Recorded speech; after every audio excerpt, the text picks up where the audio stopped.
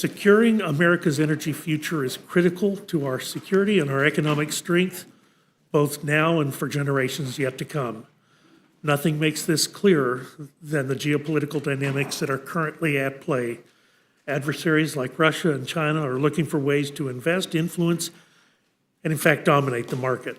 They want countries everywhere to be reliant on Russian energy. The United States cannot sit back and watch while that happens. Our nation produces energy better, safer, cleaner than anywhere else in the world. In fact, Texas, my state, is the #1 producer of natural gas. And in fact, overall energy in the nation, we're #1 in wind and #1 in solar. We're home to the largest amount of crude oil refineries in the country. As energy demand soars, it's more important than ever that we continue to grow our domestic production to meet our needs and export reliable energy products to friends and allies abroad. Despite this, President Biden's regulatory actions in office have incentivized heavy reliance on imported oil from foreign autocrats. Additionally, Biden's policies have discouraged private investment in traditional energy projects and harmed American consumers by things such as killing the Keystone Pipeline. Moreover, they've limited oil and gas drilling on federal lands, blocked liquid natural gas export terminal permits, and hindered the mining of federal reserves. Alongside decimating energy advantages gained from previous administrations, these policies have resulted in record high prices at the pump, in home utility bills, and at the grocery store.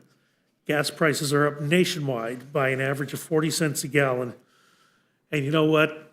Back home, it's nearly $3 a gallon. If it's $3 a gallon in February and March, it's going to be $1 higher after Memorial Day. House Republicans believe that there is a different path, one that lowers energy costs and secures energy independence, and in fact benefits all Americans. Last year, the House passed H.R. 1, a comprehensive set of energy policies that will increase energy production and lower energy costs across the board. Today, we take up 5 measures to further encourage American energy independence.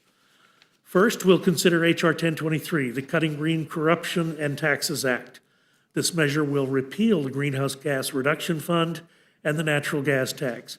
Both of these were established by Democrats in the last Congress as part of the partisan tax and spend agenda that helped to fuel money into partisan and liberal interests. Eliminating these provisions will protect the taxpayer and subsequently promote responsible government and ensure that energy costs are lower for Americans' families and businesses.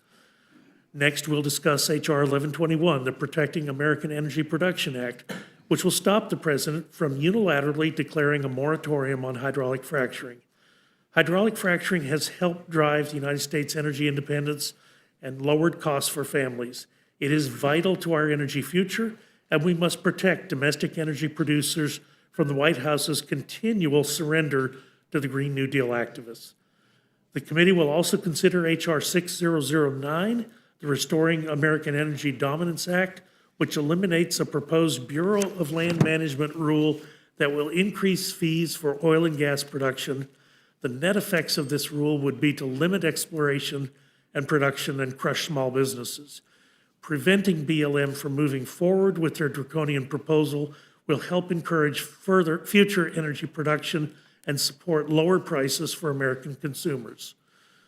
We will also consider H.R. 7023, the Creating Confidence in Clean Water Permitting Act. This measure will streamline and clarify the permitting process under the Clean Water Act.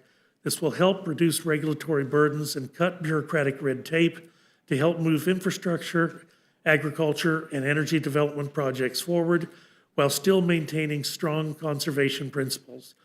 Finally, we will take up HCON Res 86 to reiterate the detrimental impacts of a carbon tax and what that would create. President Biden's failed energy agenda has already made it costlier to fill up our cars, keep the lights on, and put food on the table. The last thing Americans need is another tax burden for families that will hamper energy innovation. I would now like to yield to our ranking member, Mr. McGovern, for any comments that he wishes to make. Well, thank you, Mr. Chairman, and I'm so glad to be here for another week filled with harmful measures that prevent climate action and benefit Republicans' big energy donors. Today, we have 4 pro-polluter bills and 2 do-nothing non-binding resolutions. These bills gut pollution reduction programs, make it easier for industry to contaminate the water we drink and the air we breathe. They provide shameless handouts to the oil and gas industry, surprise, surprise, the people who write their checks around here. And each of these bills is lousy. Together, they are a complete and utter disaster that fails to take the threat of the climate crisis seriously. And let's also set the record straight, because there's a lot of just tired and false rhetoric about the Biden administration contained in these measures. First of all, domestic energy production under this administration has hit all-time highs across the board. At the end of 2023, the U.S. continued its 5-year run as the world's largest oil producer. We currently produce more oil than any country ever. The same is true for natural gas. On federal lands, oil production under this administration has also achieved records, and offshore production has remained steadily near historic highs. Now, let me be very clear. I'm not highlighting these facts because I like them. I find it very troubling that we are producing so much oil as we are, given the existential threat of climate change. But my friends on the other side need to be honest with the American people. Personally, I think America ought to be doing way more to wean ourselves off of fossil fuels. I'm proud of the progress that we've made. Renewable energy production is growing exponentially. Wind energy now accounts for more than 10% of total U.S. energy production, powering 46 million homes, and solar installers achieved record levels of new production in 2023. But we can do more, because the reality is that fossil fuel companies continue to rake in record-breaking profits while gouging consumers. And the Republican solution is not to hold them accountable, but to give them more government handouts and to push measures to deregulate, distract, and dismantle and help big energy CEOs. So Republicans aren't serious about working with Democrats to govern. Half of the measures before us already came through this committee via H.R. 1. That seems to be the Republican MO lately. Pass things that have already passed. Pass silly censures, sham impeachments, and stupid messaging bills, but offer no ideas, no solutions, no real attempts at bipartisanship. It's been 9 months since the Rules Committee met on a bill that actually became law. 9 months. The appropriations minibus that will fund half of our government is set to pass on suspension this week, not coming through the Rules Committee. And who even knows if the rule we pass out of this committee today will even pass on the floor? Kevin McCarthy and Kevin McCarthy 2.0, Mike Johnson, have lost 6 rule votes since January 2023. Now look, let me end on this. I have said it over and over and over to my colleagues. If there are any moderate Republicans left, please break up with MAGA. Stop letting the extremists run your conference. Work with Democrats. Partner with us to get things done. Put people over politics, and let's work together for the good of the country. Republicans barely control one half of one branch of government, and this majority is hanging on by a thread. So stop fighting with MAGA and start working with us. Let's do what we're supposed to do in a democracy and find common ground to move forward. And with that, I yield back the remainder of my time. Well, the Chair thanks the ranking member for his thoughtful comments. I want to call up our first panel, Representative Jeff Duncan and Representative Paul Tonko from the Committee on Energy and Commerce, and Representative Pete Stauber and Representative Debbie Dingell from the Committee on Natural Resources. Representative Duncan, I welcome your testimony. Thank you, Mr. Chairman, and Ranking Member McGovern. I come here on behalf of the Energy and Commerce Committee as chair of the Energy Subcommittee, and thank you for recognizing me to speak in support of H.R. 1023, the Cutting Green Corruption and Taxes Act from Representative Gary Palmer, and H.Res. 987 from Representative Dan Newhouse, which denounces the anti-American energy policies of the Biden administration. Now, to address one of the things Mr. McGovern said, I'm glad we're at an all-time high of energy production, oil and gas, but really that's due to the policies of the states themselves, like North Dakota during the fracking revolution, and due to the policies of the last administration that supported oil and gas production. It has nothing to do with the Biden administration, which really began on day one to end development for oil and gas production, stop leases on federal land, both onshore and offshore, and to stop critical pipeline infrastructure. I can't point to a single initiative from this administration, the Biden administration, that actually helped increase production of oil and gas in the United States. The Rules Committee print of H.R. 1023 before us today combines two important pieces of legislation that were each considered through regular order in the Energy and Commerce Committee. These bills were both the subject of a legislative hearing and markups. They were both favorably reported by the Energy and Commerce Committee in March of last year, and they were also included in the House-passed H.R. 1. The rules print of H.R. 1023 combines H.R. 1023 to repeal EPA's Greenhouse Gas Reduction Fund and H.R. 1141 to repeal EPA's recently proposed natural gas tax. Congress must act to rein in the Biden administration and stop the Environmental Protection Agency from squandering taxpayer dollars with more waste, fraud, and abuse. It's an open secret here in Washington that President Biden and the EPA are rushing to spend $27 billion to subsidize new green banks. Under the Democrats' climate bill, EPA is planning to obligate the funding on a rush timeline to a small number of environmental special interest groups to evade accountability and oversight by Congress. This green bank giveaway is likely to end in corruption scandal. It was first proposed in the Green New Deal as a means to use taxpayer funds to finance climate investments that are too risky for commercial banks. The program was set up to avoid taxpayer accountability. Under the program, EPA serves merely as a conduit for sending money directly to environmental groups seeking to decarbonize communities, so the EPA will not be responsible for conducting the due diligence and protecting the public interest. EPA's Green Bank is a threat to America's national security. During a hearing in the Energy and Commerce Committee, an EPA official confirmed that funds from the Green Bank may go to China. EPA does not care that cheap Chinese batteries and solar panels are made with slave labor and with zero environmental protections.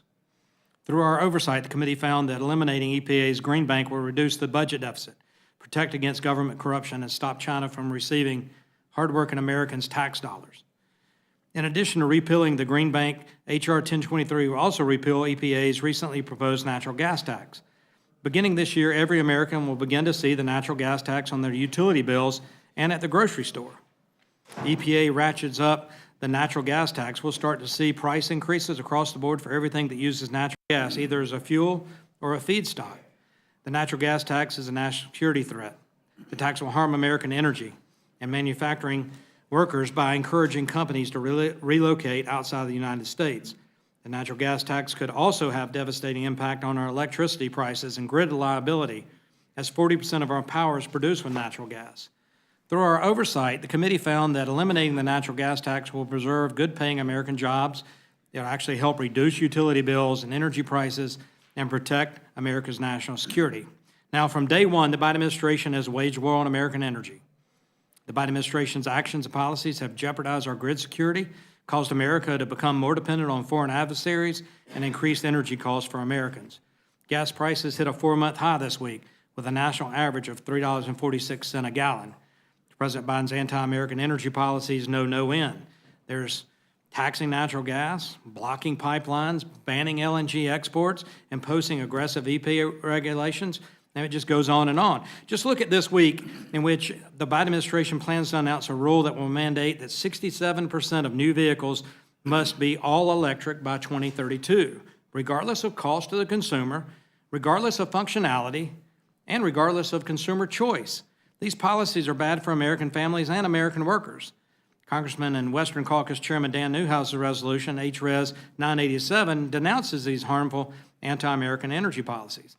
I urge all my colleagues to support this resolution and the legislative solutions to reverse President Biden's America Last energy agenda and deliver affordable and reliable energy to the American people. In conclusion, I'd like to mention that my legislation, H.R. 1121, Protecting America's Energy Production Act, is also being considered by Rules Committee today. This is a significant piece of legislation that ensures the president cannot ban hydraulic fracturing, which has been a game changer for oil and gas production here in the United States. It has made us more energy secure, it's lowered energy costs for Americans, and it's reduced emissions.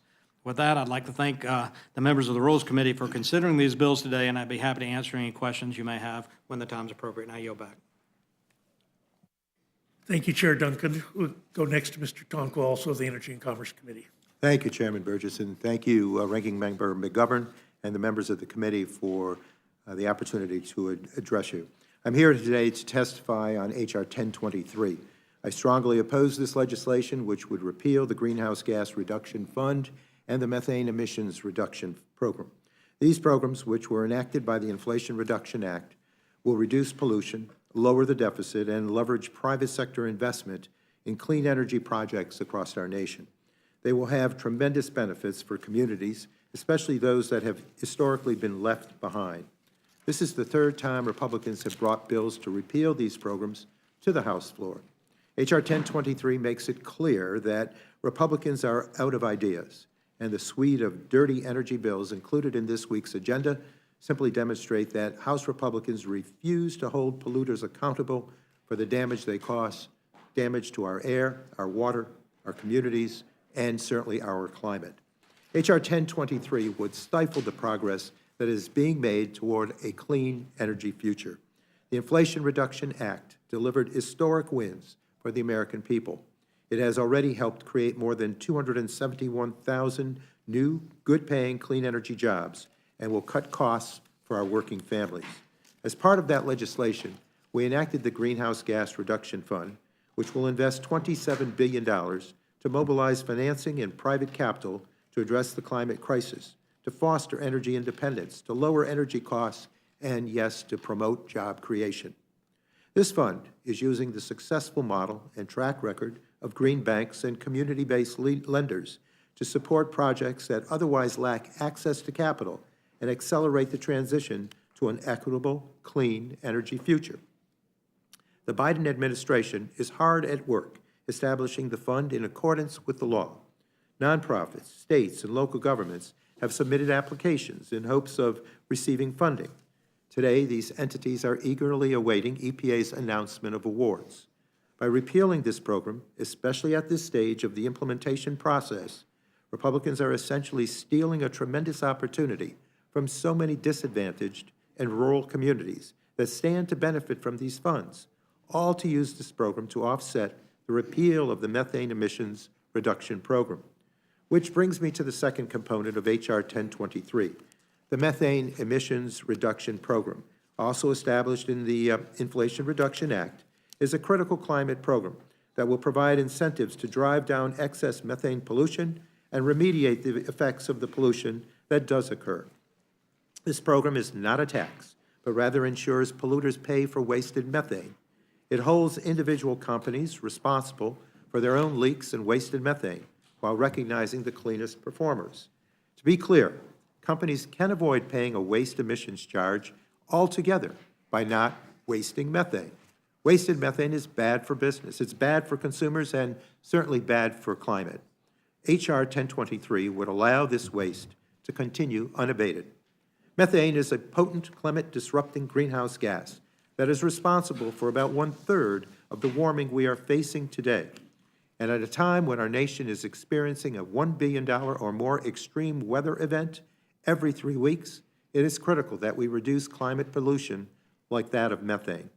The greatest and most cost-effective way to curb methane pollution over the next decade is to tackle it in the fossil fuel sector. After all, the oil and gas sector is the largest industrial source of methane emissions in the United States.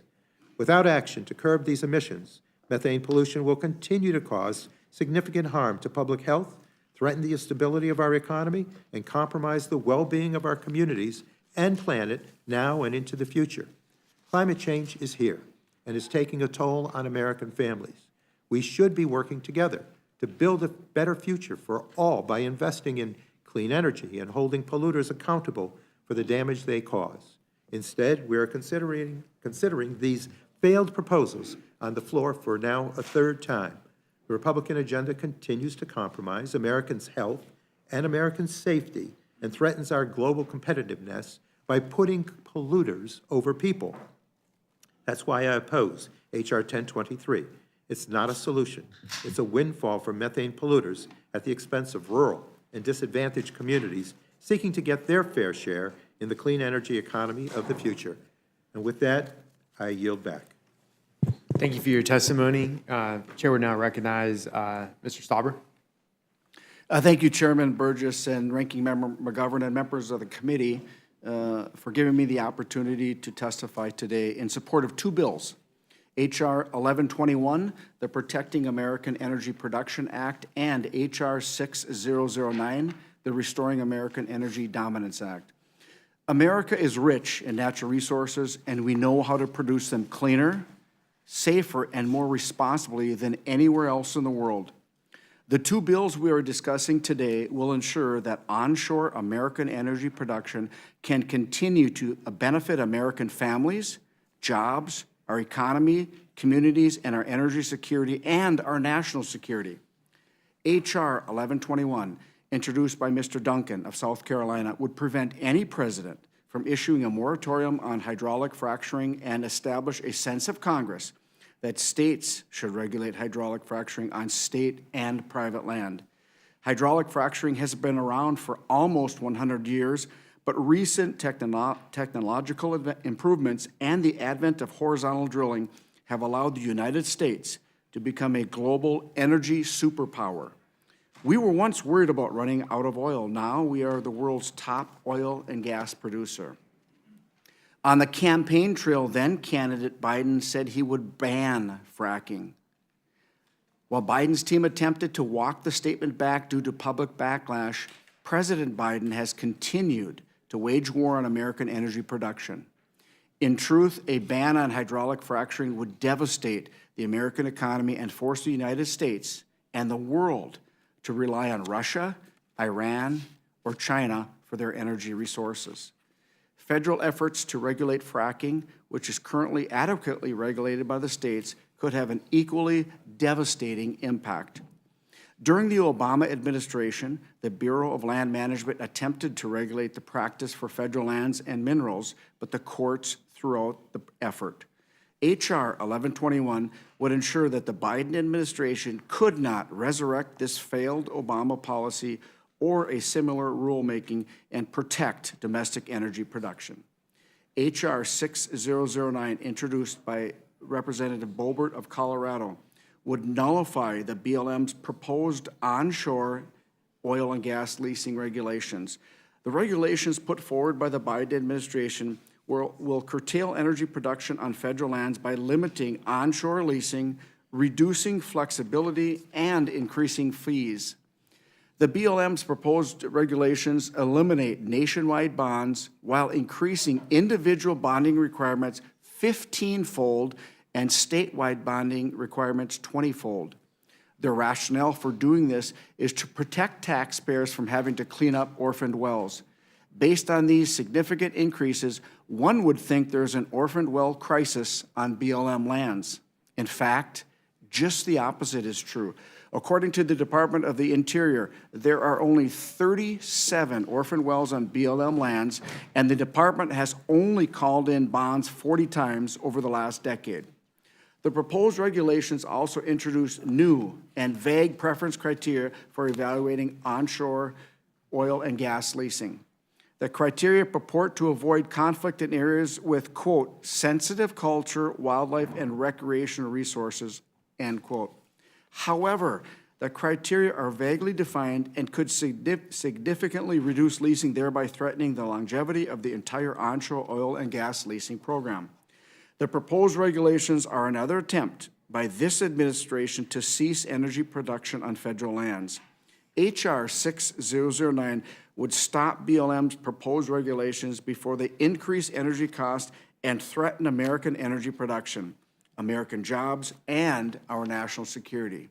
Both H.R. 1121 and H.R. 6009 had a hearing and a markup in the Committee on Natural Resources. They have a regular order behind them in the committee, and I support them moving to the floor. I urge the Rules Committee to report out an appropriate rule to allow for the bill's consideration in the House, and I urge my colleagues to support the legislation. Thank you, and I'm happy to answer any questions you may have. Thank you, Mr. Stauber. Congresswoman Dingell. Thank you. Thank you, Mr. Chairman. And Ranking Member McGovern, I'm here on behalf of the Democrats of the Natural Resources Committee. I must admit, I'm disappointed we're here talking about how to boost fossil fuel pollution and give yet another series of tax cuts to big oil when they've been making record profits. And why?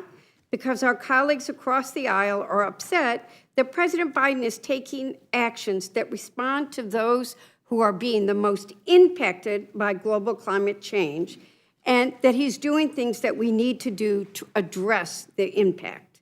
The so-called Energy Week was on, then it was off, now it's back on because we need to fill the time. As my colleagues have mentioned, these bills are taking chunks from the bill H.R. 1, the Polluters Over People Act, and attempting to pass them again.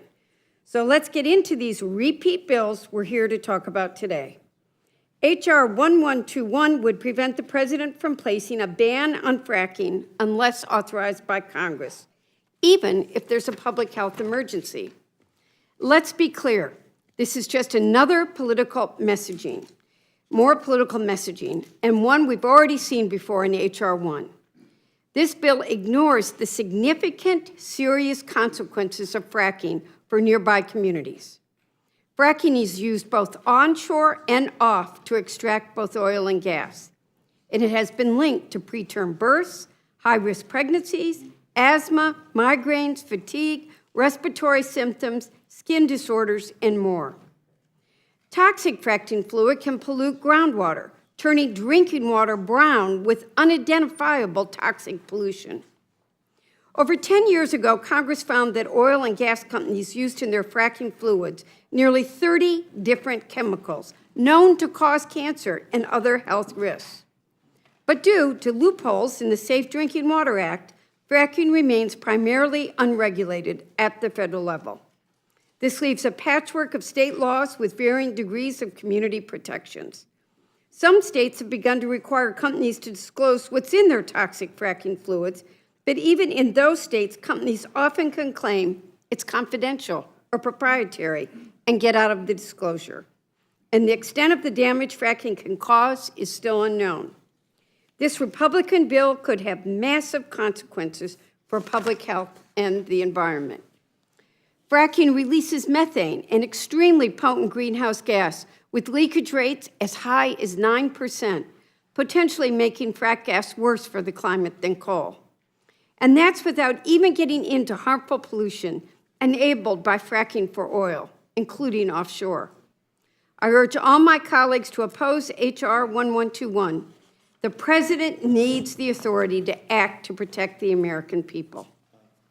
The other bill we're here to talk about today, H.R. 6009, introduced by my natural resources colleague, Representative Bobart, would withdraw a proposed rule at the Department of the Interior regulating oil and gas on federal land. The proposed rule will implement reforms the Democrats enacted in the Inflation Reduction Act, and it will implement a few other longstanding priorities, like holding companies better accountable for cleaning up after themselves through modernized bonding rates. The proposed rule includes common sense reforms that have been long recommended by the Government Accountability Office and nonpartisan entities like Taxpayers for Common Sense. Republicans call it, quote, Biden's war on American energy.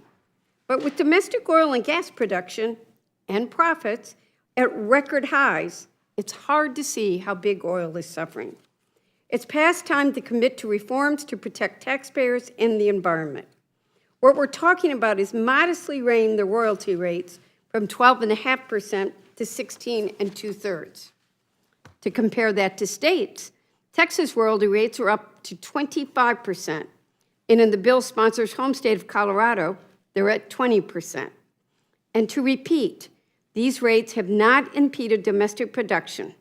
Domestic oil and gas production and profits are at record highs. And if that's not enough, these companies continue price gouging the consumer.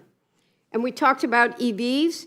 I just want to make the point, and by the way, the notice of proposed rulemaking is not the final rulemaking, and there's been a lot of input to what we will hear tomorrow.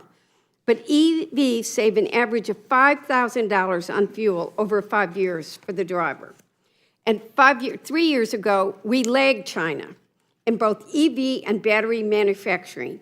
And now we are back leading the world, a place I want to be. And we've also created 200,000 jobs. It's bothersome that these polluters, these extremely profitable corporations, are pushing for tax handouts, more tax handouts. They're the last industry that needs it. I oppose H.R. 1121 and H.R. 6009 and urge all my colleagues to oppose them. Thank you, and I yield back, Mr. Chairman. Thank you, Congresswoman Dingell. Mr. Stauber, I have a question for you regarding orphan mines on BLM lands. How does this legislation prevent the U.S. taxpayer from having to pay for these orphan wells?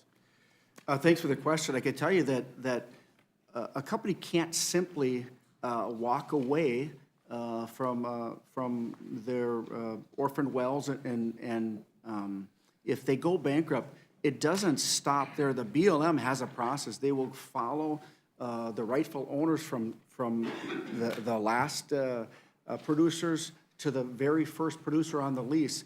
That's why you'll see on the Secretary of Interior, they've only identified 37 wells on all BLM lands. And I think they're doing a good job of that. They're making sure that they can, if there is the responsible party is held financially responsible to, close those wells. And I think that the important part to remember on, the overall concept of this is it's working right now. And this administration is these rules, in fact, are not necessary. It's proven that they're not necessary by just the 37 orphan wells on the federal lands. Thanks, Mr. Stauber. Chairman Duncan, we know in the 2020 election, then candidate Joe Biden made a lot of anti-fracking comments. I've got a list of quotes. I'll just list off a few of them. He said regarding fracking that we would, quote, "We would make sure it's eliminated," end quote. He also has a famous quote of saying that we will, quote, "phase it out." Also a quote saying that he was against any, and I quote, "new fracking." We know time and time again the Biden administration has waged a war on American energy, particularly LNG. We could go through a litany, but the most recent version of this attack on American energy is the ban on LNG exports. Would you like to just describe how that hurts our energy production, how it hurts the American worker, the impacts it has on the American economy as well? Absolutely. Well, my colleagues on the other side of the aisle are pointing to this increased production and profitability for American energy producers. But I can't point to a single initiative of the Biden administration that actually helped increase production of oil and gas in the country. Actually, it's been the adverse with the methane rule, the methane tax proposal, what the EPA is doing, the LNG export ban. All of these things have been anti-energy production for American producers. And if we continue down this road and ultimately, if the Democrats had their way, ban fracking in this country, which has actually helped us achieve that level of production that's made us a world leader, then we will be relying on China. We'll be relying on Russia. We'll be relying on Venezuela. We'll be relying on Iran and other oligarchs and cartel members from across the globe. Instead of being a leader once again, meeting all of our energy needs and becoming a net exporter again, there's energy poverty in this world. And the United States can lead on LNG export to help lower energy poverty, increase the standard of living and the quality of life for people around the globe through cleaner burning U.S.-produced natural gas that's produced through hydraulic fracturing in places like the Marcellus Shale in your home state or in places like North Dakota. During the Obama years, when there was another attack on production on federal land, both onshore and offshore, and we saw this administration the fewest lease sales proposed in the next 5-year plan than in the history of the nation. So how is that pro-American energy production? That's not. But during the Obama administration, where we saw jobs being created and American energy being produced, it was on state and private land. It wasn't on federal land. It was through hydraulic fracturing in places like North Dakota's Bakken Shale that revolutionized energy production in this country. So America leading in energy production through hydraulic fracturing, we can lead the world, and we can also be a better exporter, exporting more cleaner burning U.S.-produced natural gas to help our friends and allies in Europe lessen their dependence on Russia, to help folks in Africa improve their quality of life, to help places like Vietnam get off of coal and convert to LNG, natural gas energy production, and lower their carbon emissions. It's a win-win for the globe. Thanks, Mr. Duncan. With that, I'd like to yield to the ranking member. Well, thank you, and it's wonderful to see all of you up here. I think, Mr. Duncan, we've heard over and over from your side about how awful the Biden administration is and how important all these bills that you're bringing before us are. And I think the last time you were here was to testify about the Unlocking Our Domestic LNG Potential Act. I think it was HR 7176, if I'm correct. And my understanding is that, as has been said by me and by some of the others who have testified here on the Democratic side, that a lot of much of what we're considering today was included in the Republicans' bill HR 1, which I assume that was the top priority because HR 1, that's the first bill out of the gate. And I assume that you would like the Senate to pass these bills, right? And has the Senate acted on any of these bills yet, to your knowledge? Yeah. So I raised this question because last week on the House floor I talked about how I was criticizing the sense of Congress resolution that was being brought up on the border, basically saying that it didn't have it didn't do anything. I mean, you pass a sense of Congress resolution and it stays in the House. It doesn't even go to the Senate, and it doesn't have the impact of law that you actually had to pass an HR for it to become law. But I would say, these two bills, the LNG bill and HR 1, if they are such big priorities of my Republican friends, then why haven't you sent them to the Senate? They haven't been sent to the Senate. I mean, the HR 1 was passed almost a year ago, and it hasn't been sent to the Senate. I mean, the Speaker just hasn't delivered them, even on the LNG bill.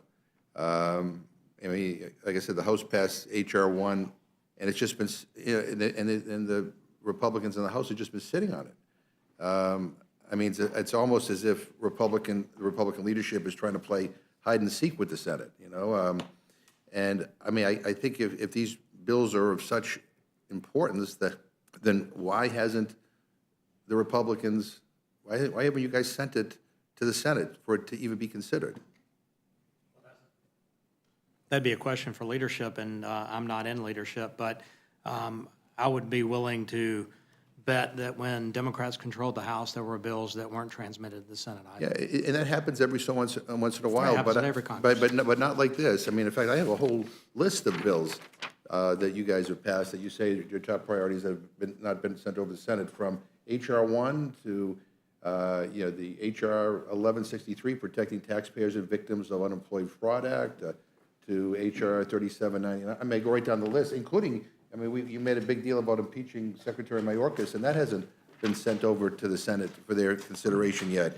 I mean, can you promise us that the bills that you are bringing before us today, if they're passed, that they'll be sent over to the Senate?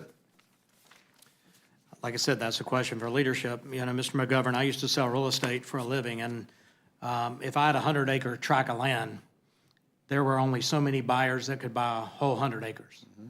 But I could take that 100 acres and cut it into 101-acre tracts or 10-acre tracts, and I had more buyers for that. Sometimes you have to break a parcel up in order to get the pieces passed or the pieces sold in the case of real estate.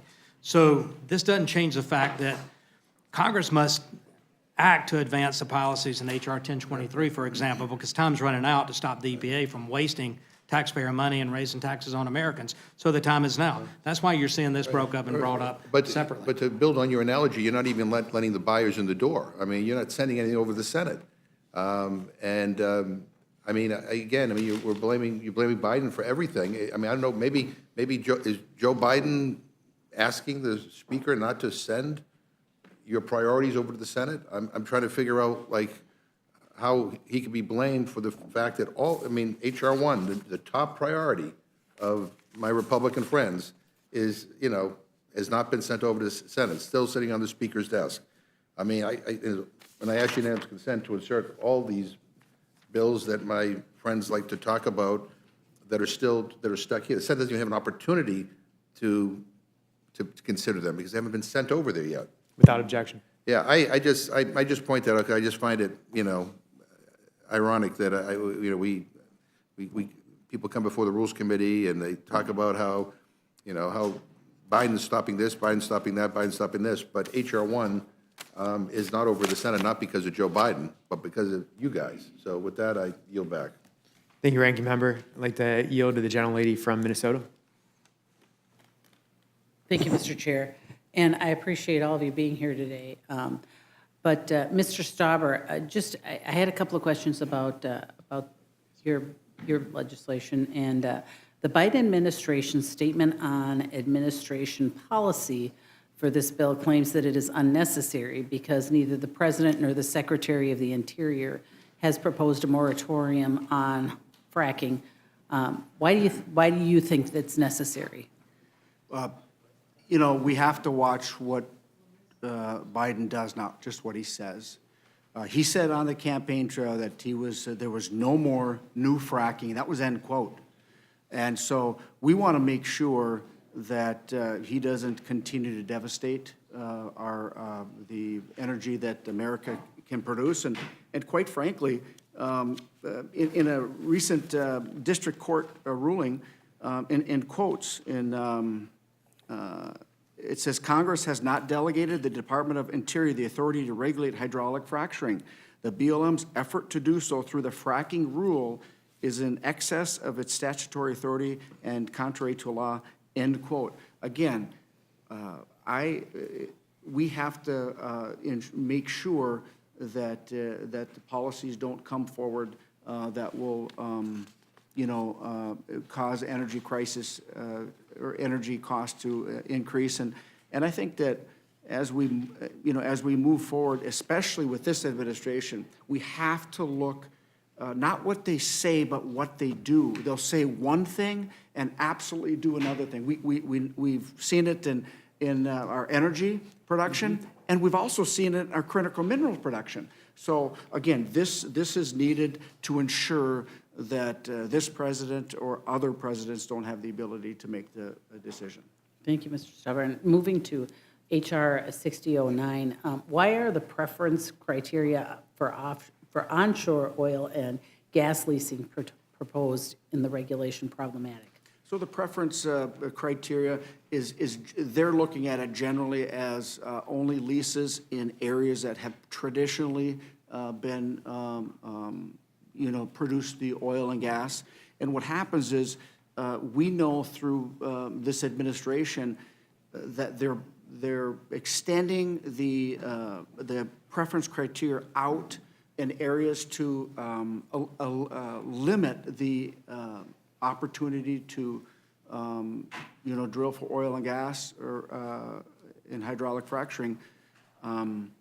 The preference criteria is put forth. It's very vague, and it can be used to actually stop production. They can obviously this administration will do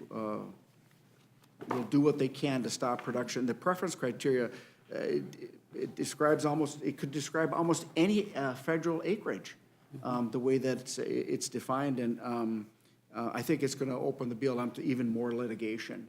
And so it would force the BLM to give preference to lands with even high potential for development. And I think this is a mistake, and we need more exploration in new areas to find new reserves.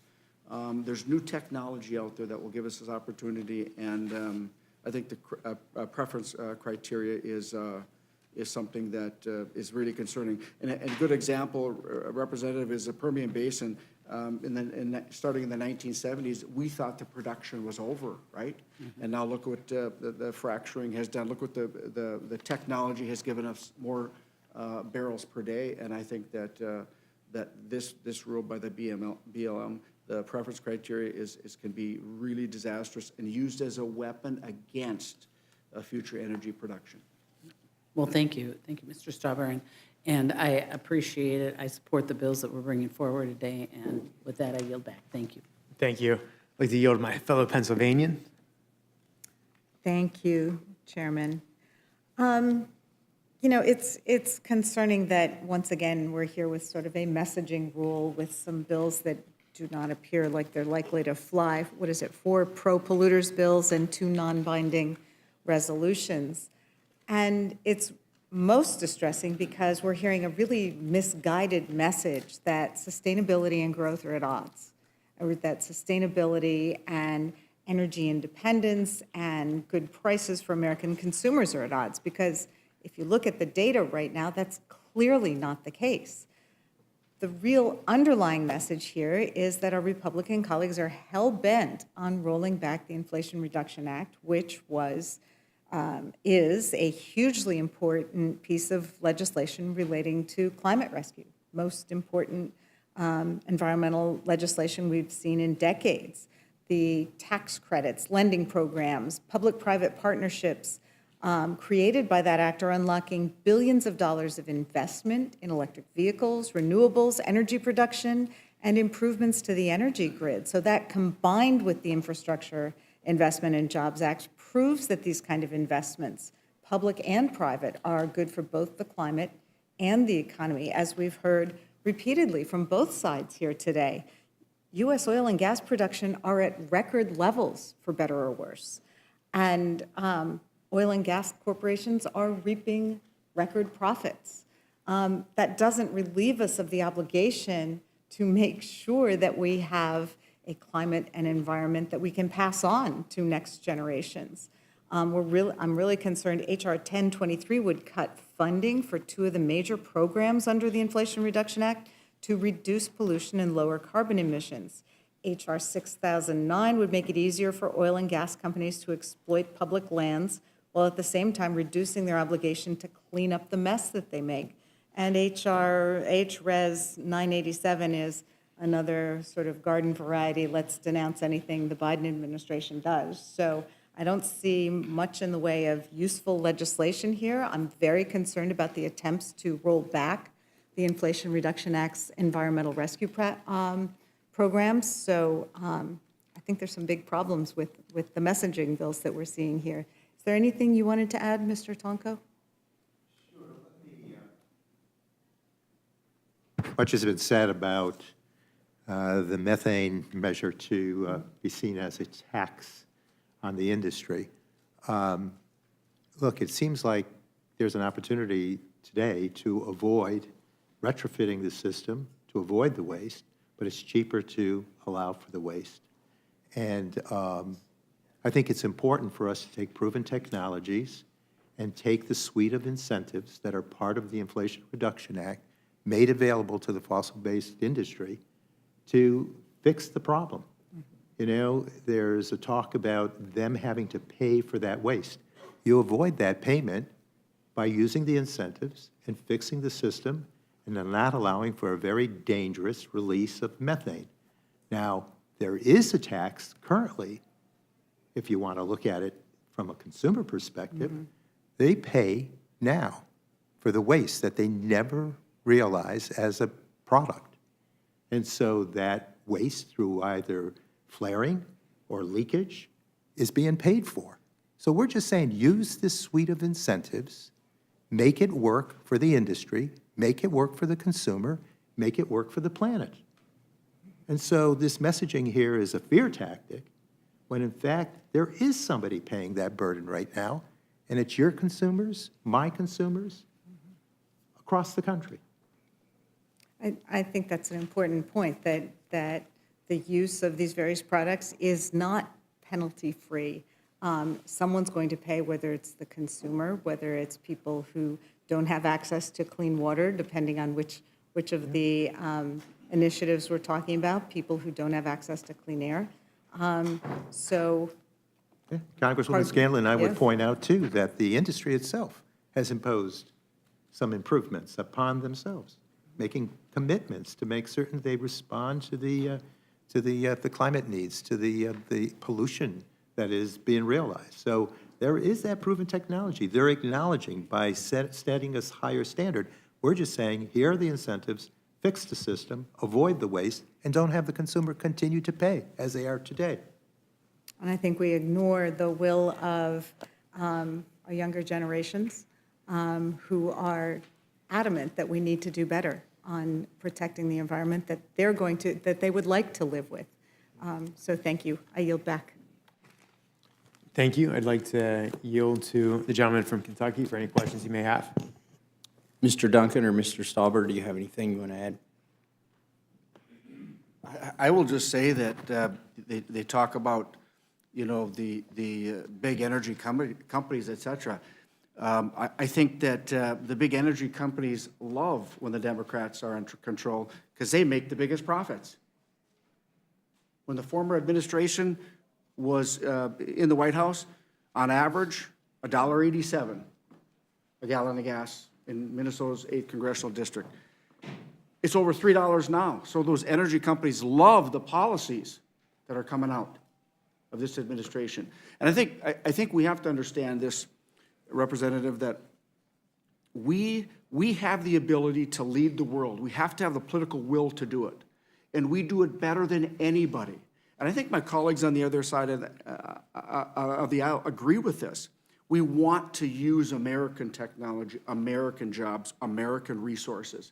We have the ability, we have to have the political will to do it. And when the barrel of oil that we get out of the Gulf of Mexico is 41% cleaner than anywhere in the world. Why wouldn't we share that opportunity with the world and our allies? I yield. I just want to say I think this legislation is good legislation. It supports an all of the above energy plan for America, which is what we should be pursuing and not trying to put our finger on the scales here and there. And with that, I yield back. Thank you. I'd like to recognize the gentlelady from New Mexico. Thank you so much, Mr. Chair, and thank you so much for testifying. Representative Duncan, if the bipartisan security supplemental appropriation bill were brought to the floor, of which we are hopeful that it does, would you vote for it? I haven't seen the bill to read it, tell you whether I'd vote for it or not. We'd definitely look at it. Yeah, so it's in the Senate. It's, you know, we've all read a lot about it. But one of the reasons... That's probably why I haven't seen it, since it's in the Senate. It's because in the Senate. One of the reasons I asked that is I appreciated your comments and concern about our European allies and the need to bring down natural gas prices and to help out our European allies and to help out with, you know, the volatile energy market. And the reality is that Russia's invasion of Ukraine created a volatility in the energy markets that led to a 42% increase in energy costs. It led to gasoline costing $1.48 more than it did before the war. And the fact that, so I think that when we have those in the House who are pushing back against providing support to Ukraine, it's just wrong, because that Russia invasion and what Putin has done has not been good for anybody with regards to energy prices. And it's that volatility in the energy prices that I think, you know, there's lots of different reasons why we should support our allies in our democracies against Putin, a dictator, authoritarian, lots of awful things. But that's one of them. And it just struck me when you were sort of expressing your support for helping our European allies. But I wanted to also touch on this concept that we need to do this now because of oil and gas. Oil and gas production is at its highest levels. And it could be at its highest levels and also having some of the highest levels of profit. And I'm from New Mexico, so when we have high oil and gas production, it's actually good for us, right? But at the same time, in New Mexico, we are very concerned about how do we improve the health and safety of especially the workers, because when there's a lot of methane emissions, you know, the workers are the ones who are breathing that. But it's also a resource that we are losing if it is not being captured. And so we actually adopted some of the more forward-looking methane regulations in the United States. And you know what happened with oil and gas productions when we increased methane regulations? Are you aware of what happened in New Mexico? I'm not. Tell me. Yeah. Guess what? Oil and gas production went up, which shows that regulating for the climate and regulating for oil and gas does not necessarily reduce production. And are you supportive of capturing methane emissions? I am, and I think the industry's done a phenomenal job in addressing methane. They're not flaring as much. They're actually capturing much and using it. And I thank you for that, because that's exactly what the industry itself says, is that they believe that reduction of methane emissions is essential, and they actually welcome regulations to do that. And I'm very, concerned because of the fact that we have so much methane emissions going on.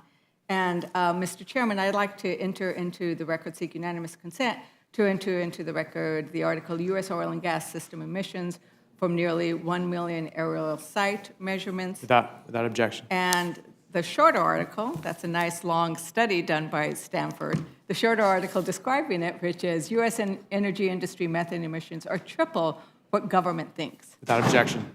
And I'm thankful, Mr. Stauber, are you in favor of capturing methane emissions from productions? I'll respond the same way as Representative Duncan, I agree. I'm sorry, what? I'll respond the same way as Representative Duncan, I agree. He said it very well. Okay. And I think that's really great. And what I would suggest that we do is actually, I have an amendment that I am seeking to actually encourage and help pursue that methane reduction, because it shows, this study shows that there are actually not that many sites that are responsible for about half of methane emissions, and that we could really bring down global warming by doing some of this low-hanging fruit. And so I would hope that you would also be supportive of amendments which encourage that kind of methane reduction. I see it's such a powerful argument that I'm even losing my my label, but because I was out, I go out in my district. I go out, and when I meet with my producers, they are in favor of methane reduction tools, and so that's why I'm looking for support for that kind of sensible regulation that brings down greenhouse gases, that builds on the Inflation Reduction Act, because we know it's not always sensible.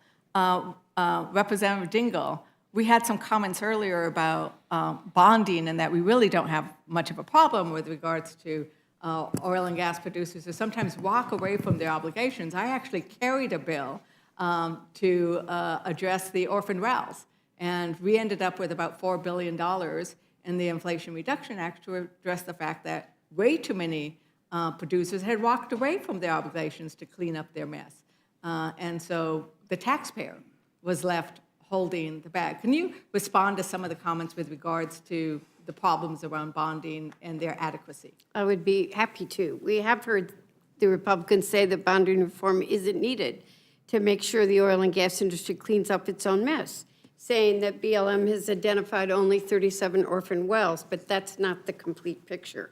An unplugged well can sit idled or even abandoned for many, many years before a federal agency seeks to enforce reclamation requirements and finally declare it officially orphaned.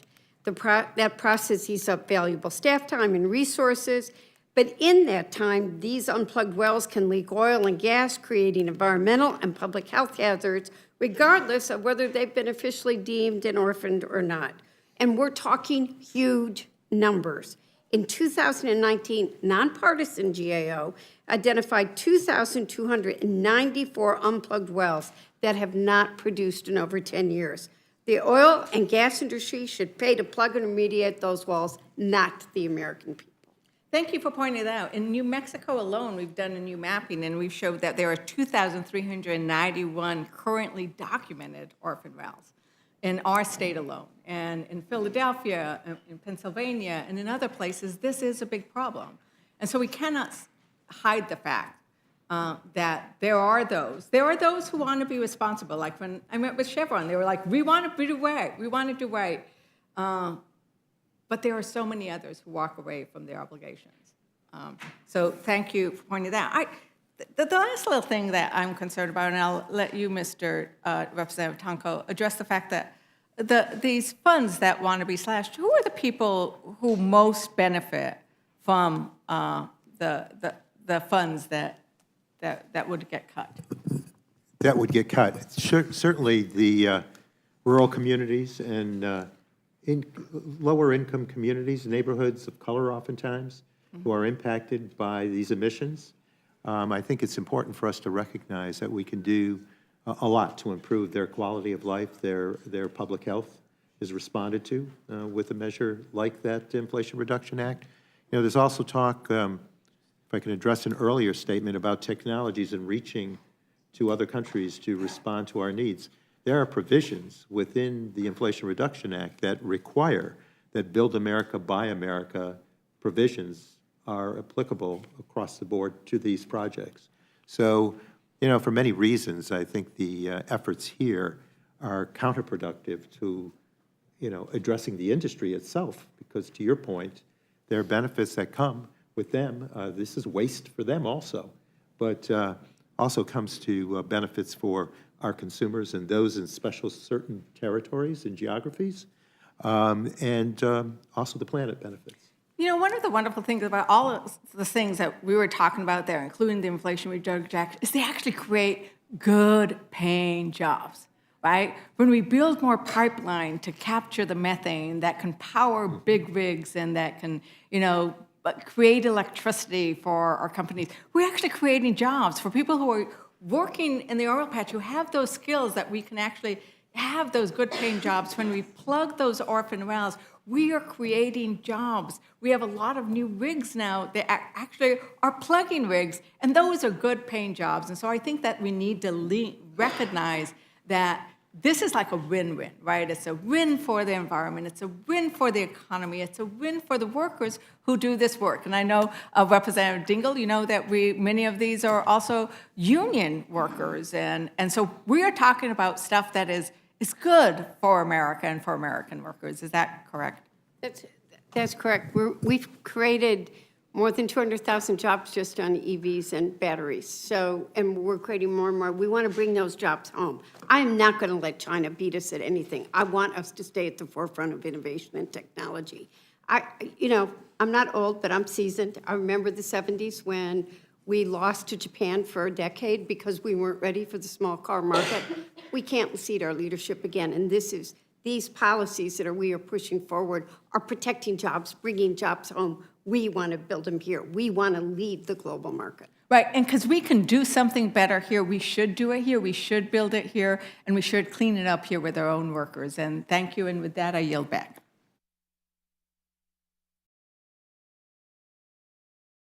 Thank all of you for coming today.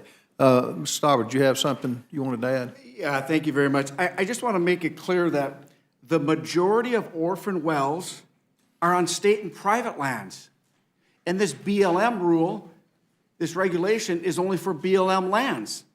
You can't call an abandoned well orphan unless it's determined there is no responsible party. And the Bureau of Land Management does a very good job at finding the responsible party because they can reach back to anyone through the chain of custody. And a couple of other things that I just want to point out that, these proposed BLM regs, they would have an outsized effect on small operators and hurt small businesses. The bottom line is the current bonding levels work. The operators are not asking for a reduction, but the rule would increase bonding levels, making it very hard for small operators to continue producing without actually resulting in more cleanup. And these regs could quite possibly put smaller operators out of business, and then there may be more orphan wells under this regulation. So I just think that we have put forth, or the BLM proposed regulation is not may have good intentions, but it's not the right legislation, and I think it will be devastating and used inappropriately in many ways. And I yield. You've heard the Inflation Reduction Act was so effective.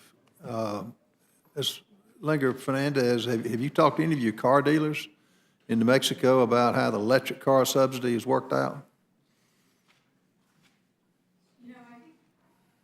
I think that what's really interesting is that there is always going to be a moment as the market, as the market and demand catch up to each other. And that's the whole purpose of why we did the Inflation Reduction Act, is so we could actually spur interest. Now, and so I think that, yes, I have talked to some of our car dealers. They came and visited me a couple of months ago. Are they excited and about they it? were they were very interested in multiplying the possibility, and they saw the subsidies as something that would allow a greater group of people who might be interested in buying the vehicles to be able to access them, especially because we need to remember the Inflation Reduction Act allowed for tax credits, not just for new vehicles, but for used vehicles, which I think is a recognition that you want to broaden the market. Well, I'd be interested in any of your dealers that says, once the subsidies run out, that they're stocking, they're buying new electric cars. Everybody I've talked to in the 5th District, they're sitting on the lots. In fact, we've got one dealer, Roger Williams, who serves with us. He's having a burial, is burying a electric car because it's been such a boondoggle. Yeah. So, the Inflation Reduction Act, it provided jobs as long as the subsidies ran out. And then, in Williams' case, it's providing a job for those who are digging the hole and burying the car that's costing them a lot of money. Yeah. Ms. Duncan, you want to comment on that? Yeah, I mean, the Inflation Reduction Act basically picked winners and losers in the marketplace because the Democrats had this idea and still have this idea that electric vehicles are the way to go. My constituents disagree. Your constituents disagree because there is no market in South Carolina and many, many, many other states for very many electric vehicles. But yet the Biden administration wants to make every new vehicle produced to be an EV. I'd like to respond to some of the things that my colleague from New Mexico has mentioned. She mentioned Ukraine. Energy prices were already going up in America before Putin invaded Ukraine. And there was an adjustment in the marketplace due to volatility and uncertainty across the globe, but it leveled out. The Europeans had a reality check in that they were so reliant on one country, Russia, an adversarial country, for the majority of their energy, primarily natural gas. And in that reality check, they had to do some drastic things. The first thing they did is they looked west to the United States to export more LNG to help meet it because Putin cut the pipeline off. And then they negotiated with countries like Norway that built a pipeline under the North Sea to Poland in 1 year's time. Imagine building a pipeline in this country in 1 year's time. I love pipelines. I'm glad you mentioned pipelines for moving methane. I'm all for building more pipelines and building out a true pipeline infrastructure in this country so that resources that are produced can be delivered, utilized, and then exported. There's 4 key words to energy. Produce those resources here at home in great states like New Mexico, deliver those resources through pipelines primarily because they're the safest mode of transportation for either liquid fuels or gas, and then utilize those resources to produce electricity and lower costs for Americans, and then export that LNG to help our friends and allies that you mentioned so well in Ukraine and other places with cleaner burning U.S.-produced natural gas. That is a win for the globe, and it lowers carbon emissions across the globe. And so we talked about industry capturing methane. Sure they did, because that's a resource that they were having to flare off for safety reasons. But once the technology came about that they were able to capture that flare gas and utilize it to run their physical plant on site to help lower their energy cost, using the methane to actually help pump more oil and gas out of the ground. That was a win-win for the industry.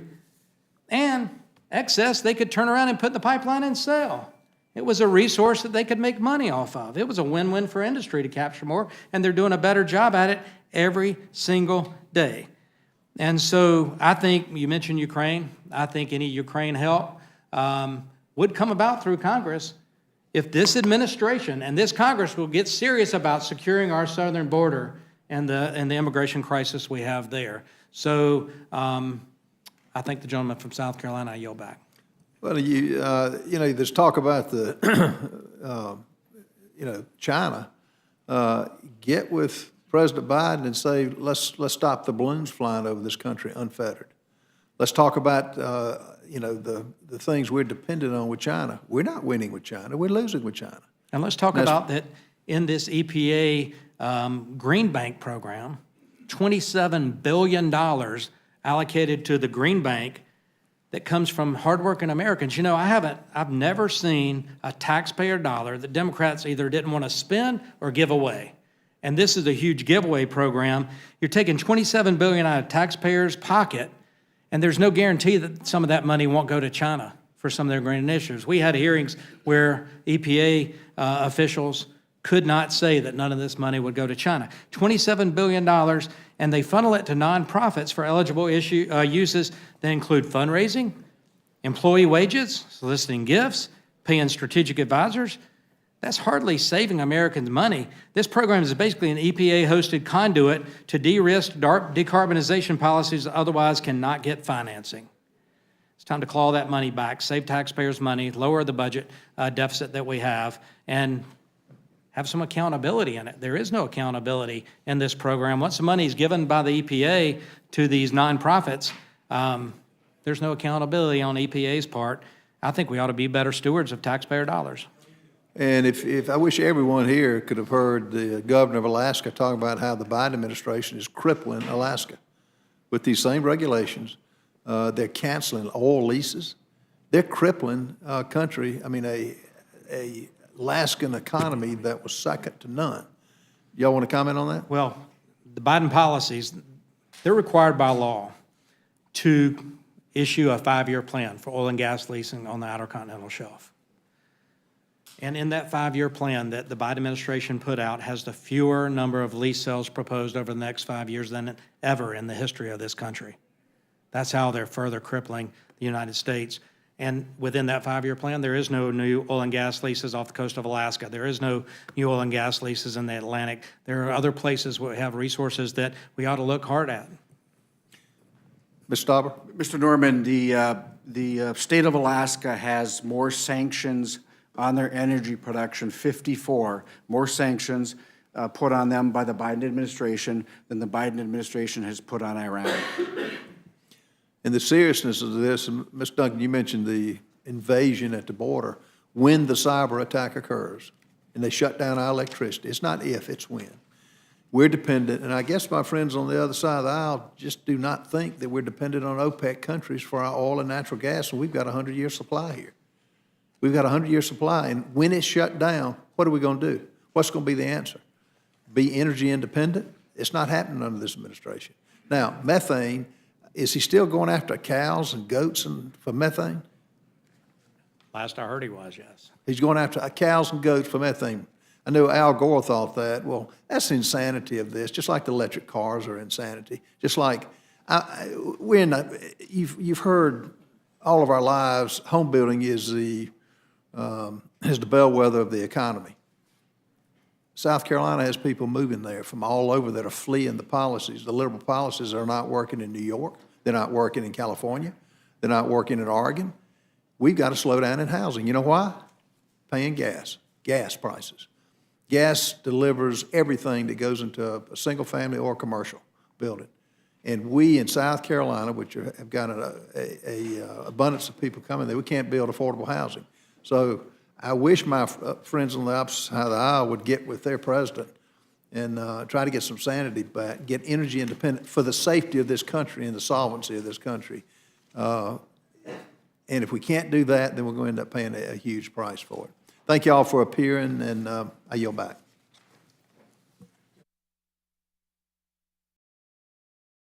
Chair, I'll be brief. Thank you guys for appearing.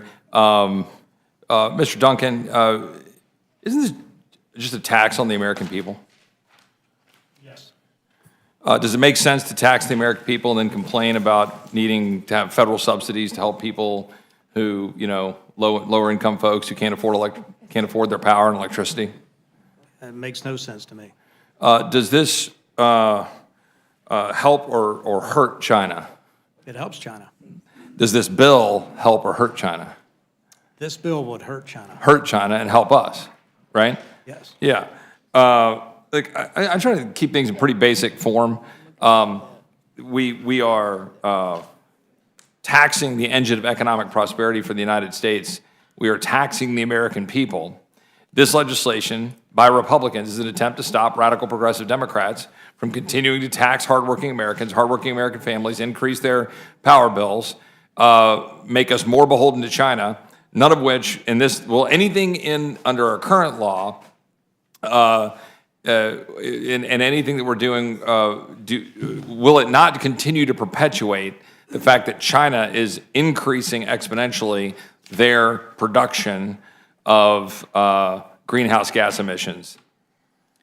China's building a new coal-fired power plant every 30 to 60 days.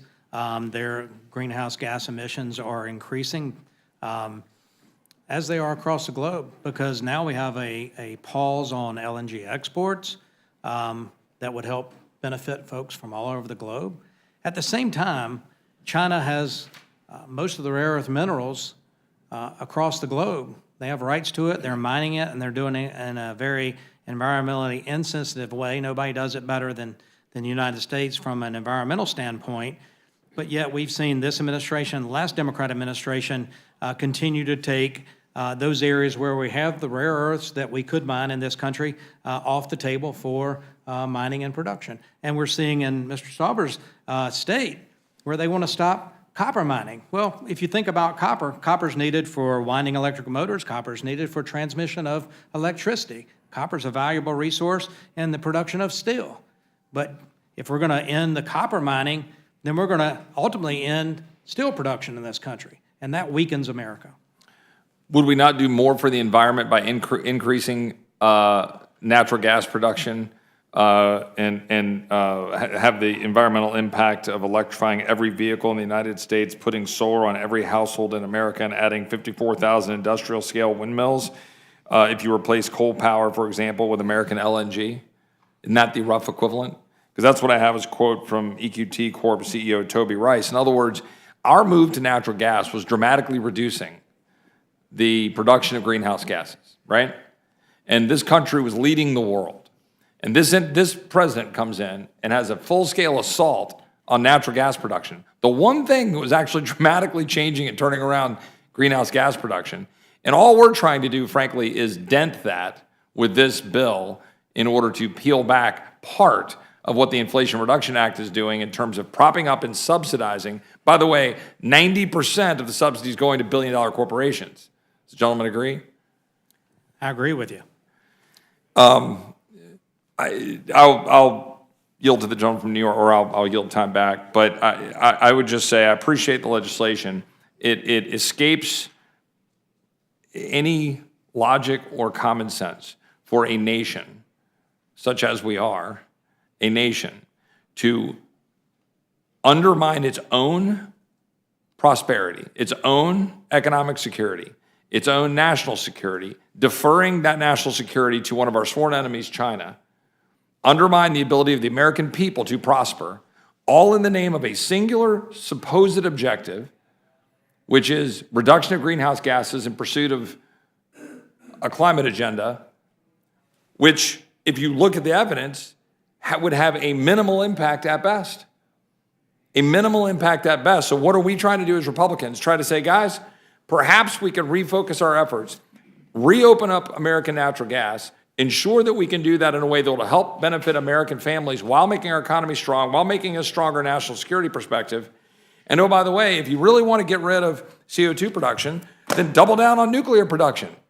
But if we're going to keep producing windmill farms and solar farms, polluting the entire landscape with this stuff that you then have to dig holes and then bury this crap because you can't actually undermine, you can't get rid of it, while you're using mountains of fossil fuels to produce them in the first place, which is what we're doing. And then we pretend we're not doing it while we decimate our own economy. So I appreciate the gentleman. This is frankly, a very minor step that we should take relative to completely reversing the damage being created by my Democratic colleagues with the so-called Inflation Reduction Act, undermining our own national security and economic security. So I support the legislation. I appreciate the gentleman coming forward. Now yield back.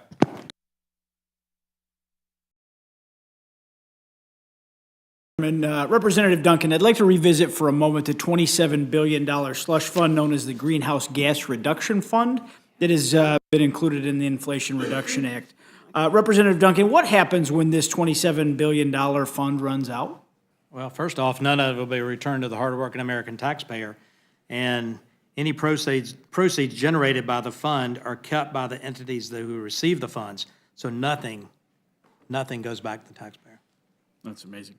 I think, Representative Duncan, you and I can probably agree that we need an energy sector that's market-driven as possible, where cleaner, more efficient energy technology is developed, thanks ultimately to market forces. Would you agree with that? I agree with that.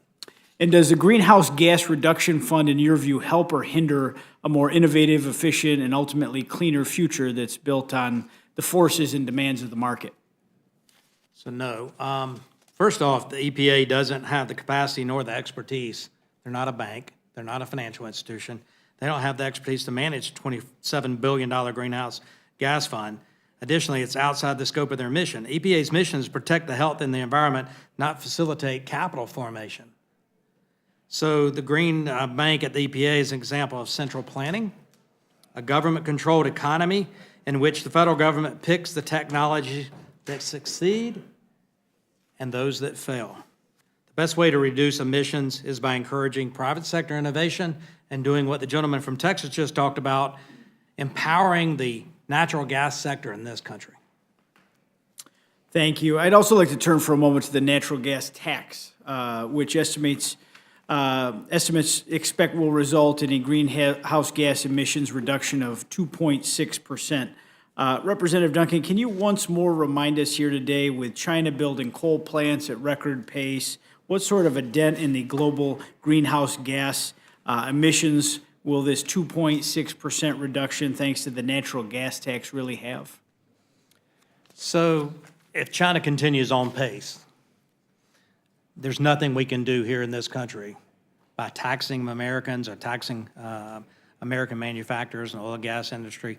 Nothing we're going to do is change global carbon emissions at all. Thank you. And I would like to also point out to my colleagues who stand by this 2.6% reduction as some sort of win, that it was our nation's embrace of natural gas that has led to enormous reduction in carbon dioxide emissions. Some estimates by over 60% over the last 30 years. Now I'd like to turn to the Protecting American Energy Production Act and the Restoring American Energy Dominance Act for a moment here. This legislation, H.R. 1121, is of particular relevance to me as a New Yorker here today. My district sits atop the Marcellus Shale, with natural gas reserves that rival that of Saudi Arabia in terms of oil. Not only would tapping into this shale be an enormous boon for American energy production, energy dominance, and energy independence, but it would provide an economic renaissance to the communities in my district. And a lot of that's also happened in neighboring states that have tapped into those reserves. But instead, Democrats in Albany and here in Washington, kowtowing to a woke mob, they banned major hydraulic fracturing, the kind of resource extraction that would create thousands of new jobs and lift communities in my district, some of the poorest counties in all of New York, and elsewhere, up from poverty. The remaining oil and natural gas producers left in my district and elsewhere upstate are largely small scale, but they persevere even though through a barrage of state and federal regulations, they are built for one purpose only, to regulate them out of business, eliminating jobs and economic opportunity in the process. And we've seen this left-wing nightmare play out in New York State, and my constituents have felt the economic costs, and many have left for other states, some of the states that are also represented on this dais right now. Now, Representative Duncan, bottom line, if the Biden administration were to implement a nationwide moratorium on hydraulic fracturing, what do you envision the economic consequence would be to communities across this country? Well, first off, there'd be dire for the oil and gas communities, but also the communities that are across the country that are supplied with the energy sources from those production areas.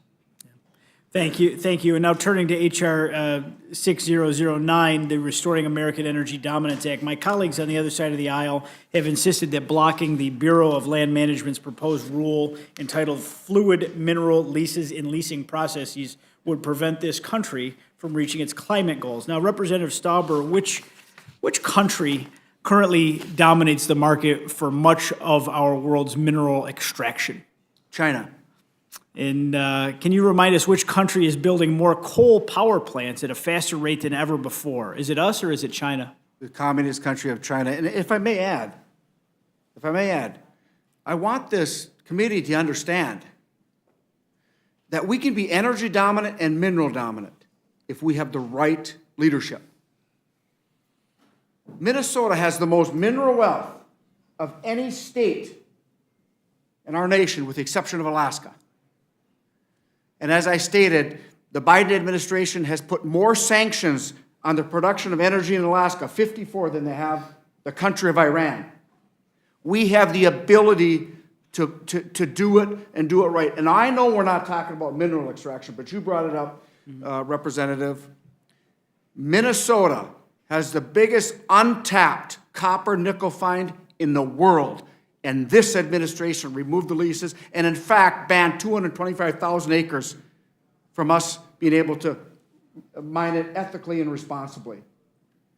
And it's unconscionable that we have to fight this administration for good-paying jobs and mineral security. And I yield. Well, thank you very much for that important information. Which country has a more rigorous roster, Mr. Stauber, of environmental regulations already on the books when it comes to resource extraction, production, and refining, all the way down to the supply chain? Is that us or is that China? The United States has the best opportunities to extract this environmentally friendly and with the best labor laws. And finally, can you remind us once more, will this proposed rule help ensure a future that is more dependent on China or less dependent when it comes to sourcing minerals and other natural resources? This will help us become less dependent on the communist country of China. Now, thank you, Representative Stauber. This administration's policies, as they relate to our natural resources, our energy potential, and our national security, they're not progressive. They aren't environmentally conscious. They are downright idiotic. The fact is this: reducing this country's greenhouse gas emissions by 2.6% while making it more difficult to domestically produce energy and natural resources, all while China pumps buckets of pollution into the air, will do absolutely nothing to improve our global environment.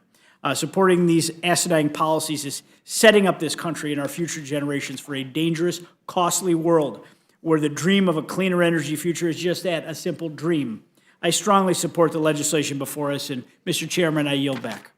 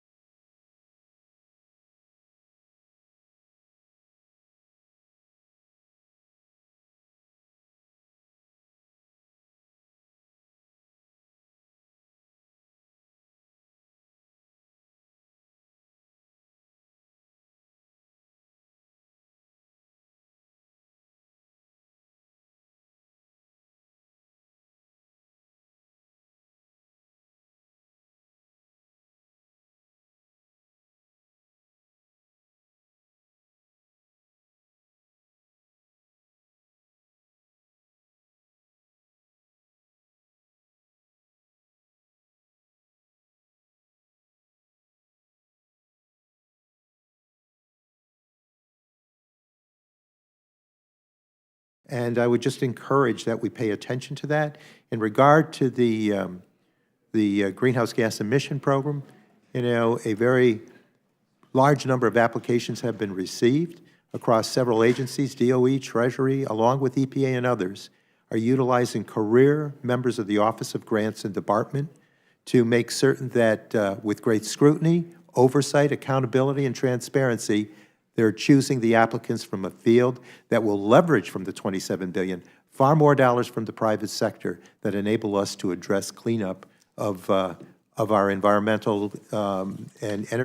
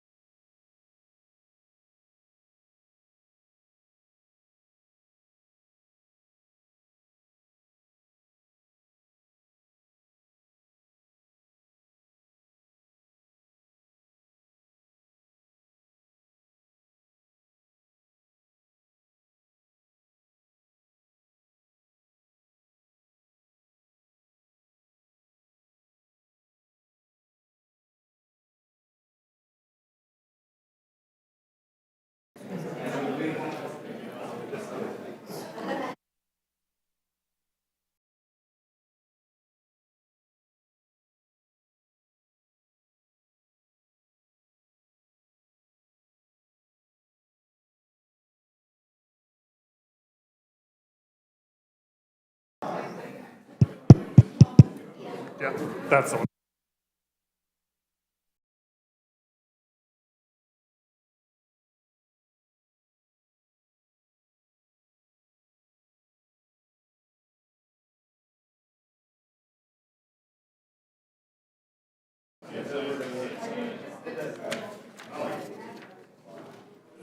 I'd like to welcome our second panel, Representative Rouser, Representative Rick Larson from the Committee on Transportation and Infrastructure, and Representative Carol Miller from the Committee on Ways and Means. As soon as we establish order, Mr. Rouser, you will be recognized, and I look forward to your testimony. Ready now? Well, thank you, Mr. Chairman and Ranking Member, all members of the committee. I'm here today in support of H.R. 7023, the Creating Confidence in Clean Water Permitting Act, which I'm proud to sponsor and which was favorably reported from the Committee on Transportation and Infrastructure this past January 31. The legislation represents a comprehensive package of targeted, common-sense improvements to the permitting processes within the Clean Water Act, while continuing to protect water quality. The legislation balances regulatory certainty with environmental protection. Specifically, H.R. 7023 codifies customary permitting practices that have been in practice for decades while closing loopholes that have been created. Now, this bill will ease overbearing regulatory requirements, protect good actors against frivolous lawsuits, and increase transparency, all while continuing to provide meaningful clean water protections. Now, in the 5 decades since its enactment, the Clean Water Act has proven to be an effective tool for improving the quality of water bodies throughout the country. However, as with many things over the course of 5 decades, it also requires some modernizations so its regulations can better apply to current circumstances and continue to balance environmental protection with the regulatory flexibility needed. We all know time is money, and we must ensure that we have a regulatory framework that works to address supply chain challenges, increases American energy security, promotes commerce, avoids bureaucratic quagmires, and continues to protect water quality. Streamlining permitting under the Clean Water Act has been a priority of the Transportation and Infrastructure Committee and a particular priority of the Subcommittee on Water Resources and Environment, which I am chairman. And as chairman, I've heard over the course of many hearings about the successes and challenges involving the Clean Water Act. Throughout these conversations, one theme has become clear. Years of weaponization of this law by various administrations and radical activists are negatively impacting our economy without providing any additional meaningful environmental protection. Regulations should be simple to understand and easy to follow, which has the added benefit of making them easier to enforce. Our competitors across the globe care little to nothing about regulatory structure or permitting. When they want to do something, they just do it. Now, while we certainly do not want to adopt this mentality without regard for environmental protections, we should not be forced to wait years to build a manufacturing plant, new infrastructure, or energy project either. These delays give our international competitors a distinct advantage. American innovation and greatness cannot be achieved when rules and regulations meant to balance economic prosperity with environmental protection are weaponized. Therefore, this legislation includes provisions from bills offered by several members of our committee, which are targeted solutions to these permitting challenges. And I want to thank committee members Owens, Burleson, Stauber, and Duarte for their work on this. For example, this bill requires the EPA to bring interested parties to the table when crafting water quality standards, which are used for wastewater discharges under the NIPD's program. This ensures that the opinions of regulated entities are heard alongside those of the bureaucrats who currently dictate the process. The bill also addresses a problem that arose in 2022 when the EPA allowed an important NIPD's general permit to lapse. Although the general permit was eventually reissued in 2023, this episode raised concerns about how the EPA handles expiring permits. Given this, the legislation before us today requires the EPA to either reissue expiring general permits or provide at least 2 years' notice if they plan not to reissue. Another section of the legislation provides certainty to regulated entities and promotes water quality by effectively codifying the EPA's own long-standing, quote, permit shield policy, which ensures that compliance with an issued NIPD's permit will protect permit holders from litigation or other enforcement actions. The onus is on the EPA to ensure that permits include all necessary limitations and requirements so that they can be relied upon.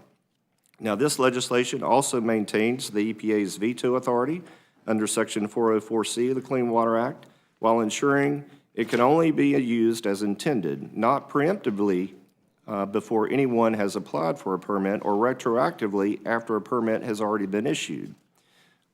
Although only 14 vetoes have ever been issued under this authority, the two most recent vetoes have exposed loopholes in the way the EPA has erroneously read the statute and created chaos in the 404C process. Another item, this bill codifies many long-standing practices for the application of nationwide permits by the Corps and provides minor tweaks to the system to ease permitting burdens. The bill also creates clearer standards for judicial review for agencies and permit holders under Section 404 to protect against frivolous lawsuits.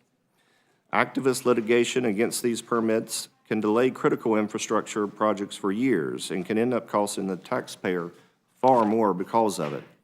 And then finally, this bill requires the EPA and Corps to at long last issue public implementation guidance for the definition of waters of the U.S.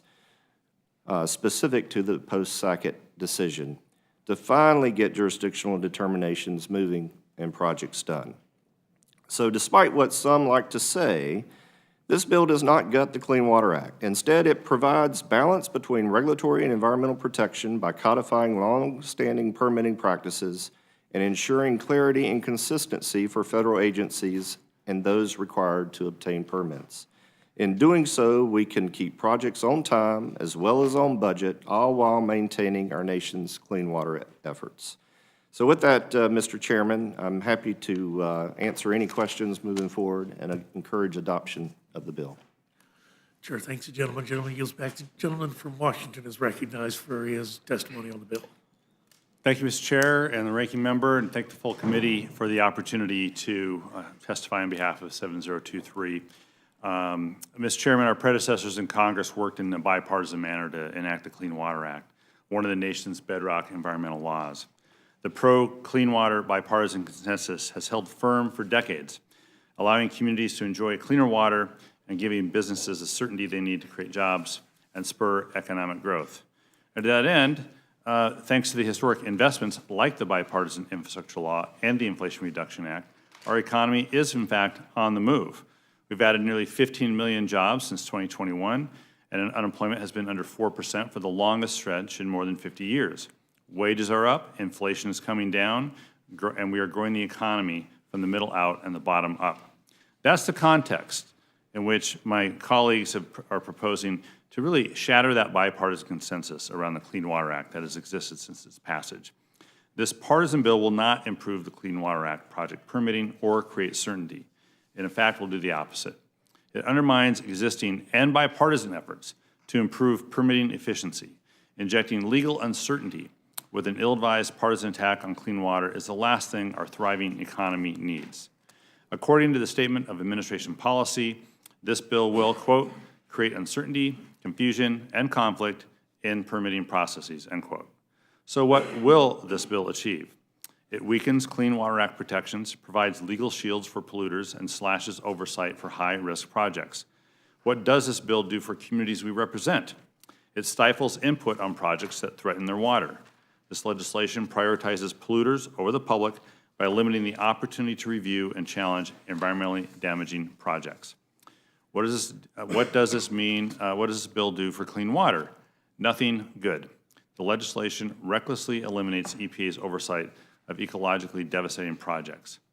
EPA's use of its Clean Water Act review or veto authority has been consistent with original intent granted by Congress. Since enactment of the Clean Water Act in 1972, EPA has exercised this authority only 14 times, most recently in relation to large-scale mining proposals in Alaska and in West Virginia. EPA's use of this authority has been bipartisan. EPA used it 2 times during Democratic administrations and 12 times during Republican administrations. Moving this legislation now is an assault on water quality. The adverse impacts of the provisions in this bill will be substantial on their own. However, enacting additional rollbacks is an extreme choice in the wake of the 2023 Sackett ruling by the Supreme Court that restricted the waters subject to any Clean Water Act protections. It's estimated that the Sackett ruling removed protections nationwide from at least 50% of wetlands and at least 60% of streams. With such a smaller number of waters subject to the Clean Water Act, additional loopholes to the process, like those proposed in this bill, are the opposite of what Congress needs to do to be protecting our water resources. Clean water is not an abstract concept. What is at stake under this legislation is whether people will have reliable, drinkable, clean water with which to conduct business, recreate, carry out daily tasks, and sustain life. During consideration of H.R. 7023, Transportation and Infrastructure Committee Democrats sought to lessen the negative impacts of this legislation and require EPA to verify that the changes in this bill would not have negative impacts on water quality and availability issues that communities currently face nationwide. Unfortunately, these improvements were rejected mostly on a party line vote. If considered in thoughtful oversight of our nation's waters and the permitting process that protects these waters is still a bipartisan goal, then the House of Representatives can do far better than taking up H.R. 7023. I oppose this bill, and I urge the Rules Committee to reject this measure for floor consideration. With that, I yield back. Gentleman yields back, Chair. Thanks, gentlemen. Chair is now pleased to recognize from the Ways and Means Committee, Representative Miller. Is this your first time in front of the Rules Committee? Yes, it is. I think you will find this a benign and rewarding experience, but you are, and we have no clock in the Rules Committee, so you were recognized for whatever time you wish. I'm not a long talker. Thank you, Chairman Burgess, for having me here today, or ranking. I come to the committee in support of a resolution that the House will consider this week. It's H-Con Res 86, and it would express a sense of Congress that a carbon tax would be detrimental to the United States economy. This resolution will send a clear message to the American people that we oppose policies that would drive up energy prices for families and businesses, undermine United States energy security, and make Americans more dependent upon China. A carbon tax would be a gift to our adversaries. It stymies our energy producers' ability to provide reliable energy to the grid and exports to our allies. It would support China's goal of dominating and profiting from the manufacturing of green technologies to meet Biden's climate agenda. It gives China greater control over U.S. energy supply chains. In addition, the effects on the economy would be detrimental for the most vulnerable among us, the poor, the elderly, and those who are living on a fixed income. Americans are already suffering from the effects of Bidenflation and his attack on reliable energy. Like Obama's proposal, a carbon tax would increase the price of gasoline, natural gas, home heating oil, and electricity for every single American. American families would feel the pain when they buy the gas or the diesel that they need to get to their jobs, turn on their lights, or adjust the thermostat in their homes. The burden of a carbon tax will increase the prices of virtually everything that requires the use of energy resources in their production, manufacturing, transport, or distribution. Everything from a carton of milk to automobile prices would be affected. Surgery would be affected. A carbon tax would directly harm millions of Americans who are already struggling with runaway prices under Biden's cruel economy and must budget carefully in advance to afford the necessities of life. This resolution makes it clear that we oppose policies that would drive up energy prices, damage the United States economy, and reduce Americans' GDP and hurt American jobs. Everyone wants to live in a clean, healthy environment. As stewards of our beautiful earth, we would want to leave it better than we found it. Because of the brilliant innovators in the United States, through modernization and technology, we have the ability to incorporate new energy production with traditional sources. Joe Biden is picking winners and losers in the name of climate change. This administration is hell-bent on making coal and natural gas obsolete. Instead of including them as part of the solution and empowering America's natural resources, they want to stifle all energy production that isn't considered renewable. The war on traditional energy has been happening since President Obama was in the White House. I have lived this. I have lived this in West Virginia. By the end of his term, America had 83,000 less coal jobs and 400 less coal mines than it did when Barack Obama was elected in 2008. I am committed to bringing jobs back to the communities that were destroyed by climate activists and bad policymakers. This resolution condemns the liberals' intentions of supporting shutting down American energy production and proposing buying that same energy from our adversaries, who pollute more and have much worse environmental practices than we do. Because of our innovations and technological advancements, we can unleash American energy to unforeseen levels while being good stewards of our natural environment. I will fight tooth and nail to make sure that our God-given natural resources remain in the forefront of Americans' energy production while promoting all-encompassing energy solutions. I thank you, and I look forward to whatever questions you may have. Thank you, Ms. Miller, and again, welcome for your first testimony to the Rules Committee. So I think that the gist of your comments is this is going to increase energy costs across the board of carbon tax, is that correct? Correct. And who's going to bear the brunt? Which economic stratum is going to bear the striking? They all will, but particularly those people who are living paycheck to paycheck. It's very hard. You know, paying your electric bill is one of the first things you have to do. And if you don't, the consequences are severe. Chair recognizes Ms. Scanlon for any questions she may have. Thank you so much. First of all, I agree with some of my colleagues that we need permitting reform, and I think it's an area that's ripe for bipartisan solution, and I hope we can work on that issue for the remaining time that we have in this Congress. However, permitting reform shouldn't be synonymous with making it easier for companies to pollute. Again, I think our challenge is to promote both sustainability and a strong economy. Unlike the legislation proposed here, I don't think that Congress should push policies that allow companies to cut corners and avoid responsibility for the environmental damages that they cause. Time and again, we've seen the Republican energy agenda means putting polluters and their profits over regular people. I have spent my entire life living alongside major U.S. waterways and have seen firsthand the improvements to health, environmental, business, and recreational water quality. And I think it would be a mistake to back down from that when we still have challenges to overcome. The southern border of my district is the Delaware River. Stormwater and other issues continue to make that body of water not suitable for recreational and other uses. And so I think we do have more work to do. And with respect to the carbon tax issue, it's odd to see our Republican colleagues taking a strong stand against it. They control the floor of the House. If they don't like the idea of a carbon tax, they shouldn't move legislation that would create one. And adding to this, a carbon tax has traditionally been a bipartisan proposal with support from many conservatives. So I'm not quite sure where that's going. But Mr. Larson, was there anything else you wanted to add with respect to the Clean Water Act bill? Well, in a little bit of difference to my colleague, the committee really works in a bipartisan way on a lot of things.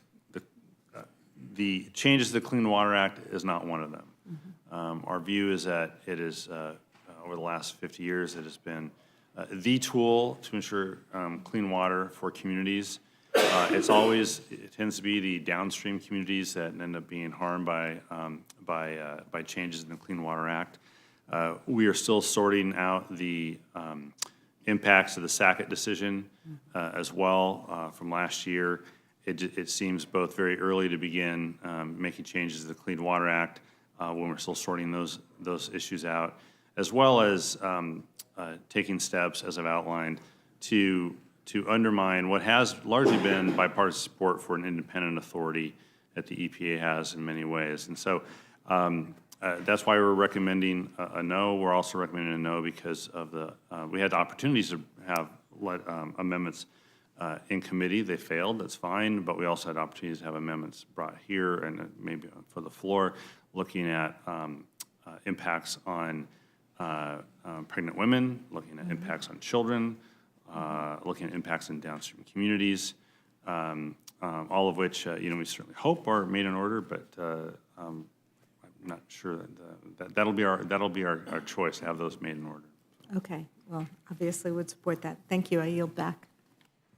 Gentlelady yields back. Chair thanks the gentlelady. The gentleman from Kentucky is recognized. Gentleman has no questions. The gentlelady from New Mexico is recognized. Thank you very, very much, Mr. Chair, and thank you for your presentations. And I think I'm really struck, Ranking Member Larson, by the issue of the bipartisanship with regards to the Clean Water Act. And I think when you all have come before this committee, there have been bipartisan bills. I mean, the FAA reauthorization, you had a lot of, bipartisan support for what you were doing. And when we think of clean water, I mean, we have a saying in New Mexico, agua es vida, and it's true everywhere. Water is life, right? And if we don't work on protecting that, because every community, whether it's a rural community in every state, is going to rely on that clean water. And so I share with you the concern.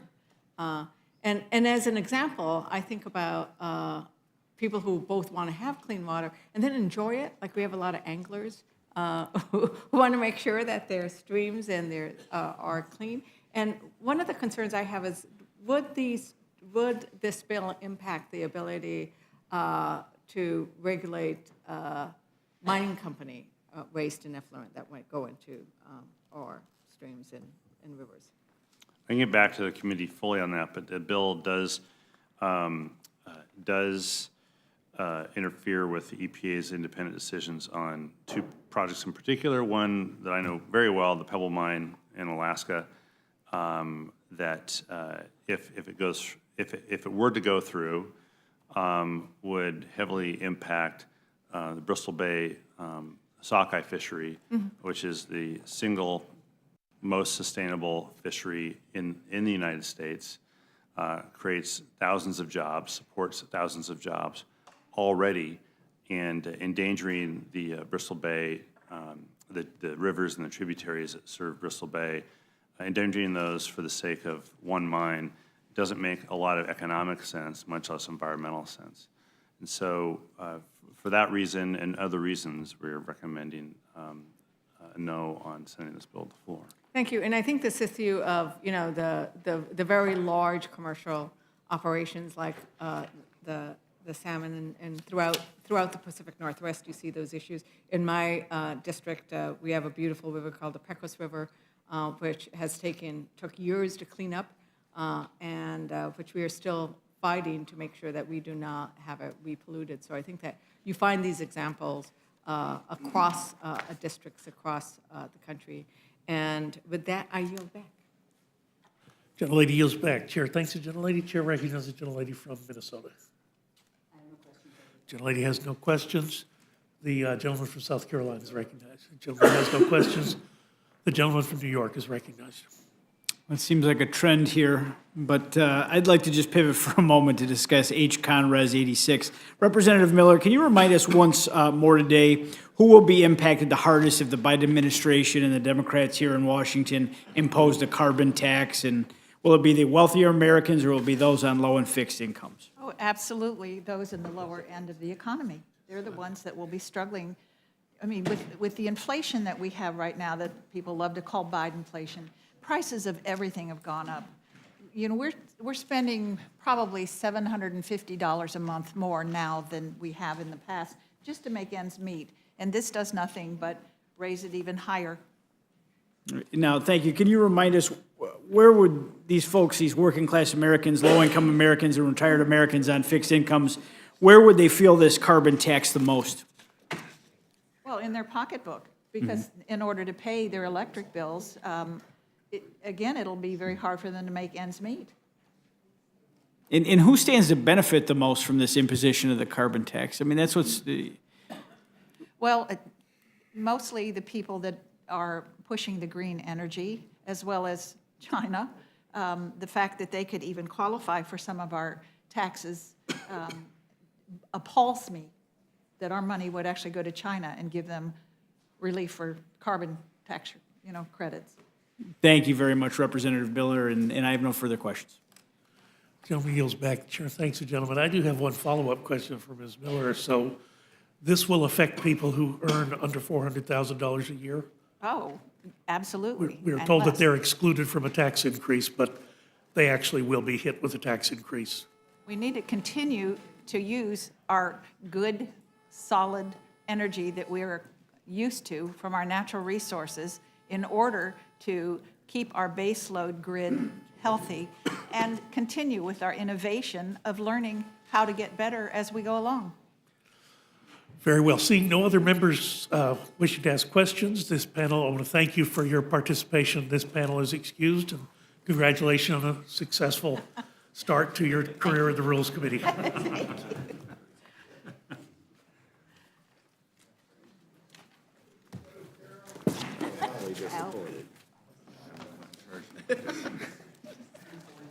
Again and again, I have to tell you, I'm not in charge of you guys. That's what I'm afraid of. I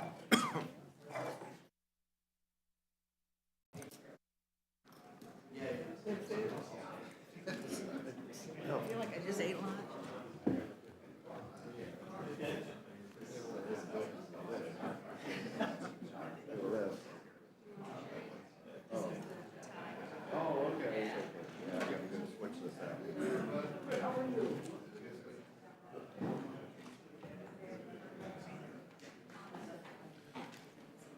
Chair would call Mr. Graves to the witness table if you're here.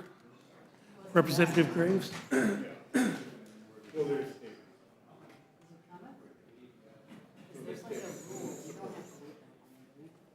10 minutes for a full professor. Okay. Mr. Graves? If the staff would stop talking to Mr. Graves and let him come in.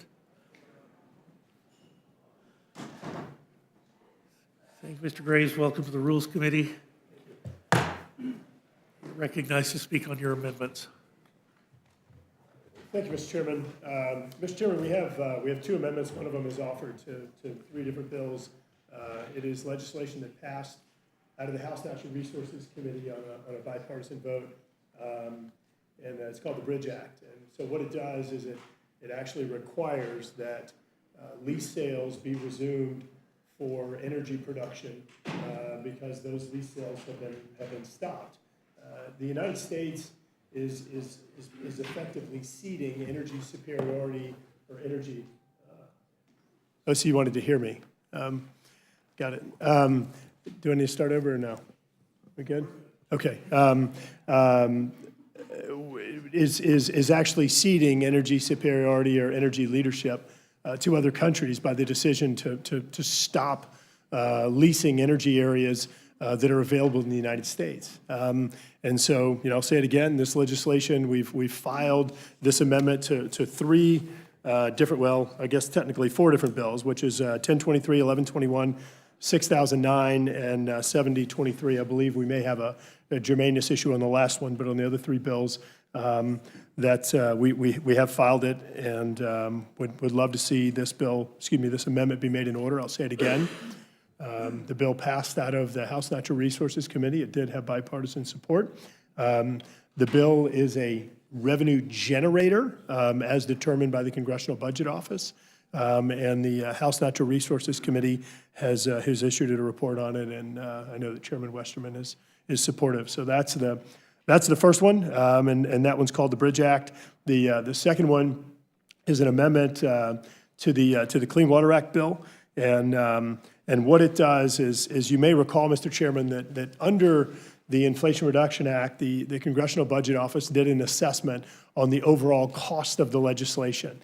And they set a figure, and Goldman and others have come in since that time and estimated that the Congressional Budget Office scores may be off by a factor of 3 or even 4. As you know, Mr. Chairman, members of Congress, when they make votes, they at least give some credibility to the Congressional Budget Office in terms of understanding what it is that they're voting for and the cost of that legislation. And if they're off by a factor of 3 or even 4, that's significant. And let's keep in mind, these are taxpayer dollars that are being implicated through additional subsidies. So what our legislation does, keep in mind the underlying bill establishes an expedited regulatory process in the Clean Water Act for different types of projects. One of those types of projects is transmission projects. So what our bill does is it simply says, when you hit that projected cost that the Congressional Budget Office cited, that they calculated, that this expedited process would no longer apply specifically to linear transmission projects, one of the many types of projects that this bill provides an expedited regulatory process for. So those are the two amendments. I certainly would appreciate you all's support and happy to answer any questions that you have. Chair, thanks. Witness, Mr. Graves, you've done such a great job. I have no questions. Recognize the ranking member. When I saw you at the Garden Club reception, I promised I had questions. Guys, for questions? Thank you, Mr. Chairman. Thank you to your leadership on these two very important amendments. I understand that Representative Garbarino has worked on pretty stringently security concerns or protocols that we need to be concerned about with respect to either the underlying bill or the amendments included. Yeah, well, look, I understand first of all, the seriousness of cybersecurity and the threats posed there. And I know that Chairman Garbarino has done a great job in leadership role in trying to make sure that America is prepared for some of the increased attacks that we're seeing. While this second bill, the Clean Water Act bill, does apply to linear transmission, we don't think that there's anything here that would have any adverse impact on cybersecurity preparation efforts. And certainly, Congressman Garbarino is a leader on the protocols, and I'm sure that he will continue to be. But I don't think anything we do here has an adverse impact on that. Thank you. I yield back. Chair, thanks. The gentlelady. Gentlelady yields back. Chair recognizes the gentleman from Pennsylvania. Gentlelady has no questions. The gentleman from New York is recognized for questions. The gentleman from New York has no questions. The gentlelady from New Mexico. Thank you, Mr. Chair, and I think I shall honor my ranking member's commitment to be nice to Mr. Graves today. So, we Democrats, we stick together. Well, I hope that you stick together with Ms. Peltola today and support the Bridge Act. Yeah, I would note that while it was bipartisan, every other Democrat voted against it, but you are correct. And despite that, we still hold out hope for all of you. Yeah. Thank you. Chair, thanks, the gentlelady. Gentlelady yields back. Seeing no other members wishing to ask questions, the witness is excused. Thank you, Mr. Chairman. Mr. Chairman? Yes. Could I ask you unanimous consent to submit to the record statements from Representatives Schulten and Jackson Lee in support of their amendments to H.R. 7023? Without objection, so ordered.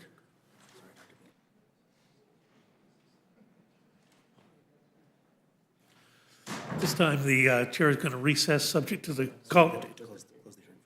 Oh, is there anyone else wishing to testify on H.R. 1023, H.R. 1121, H.R. 6009, H.R. 723, or H.Con. Res. 86?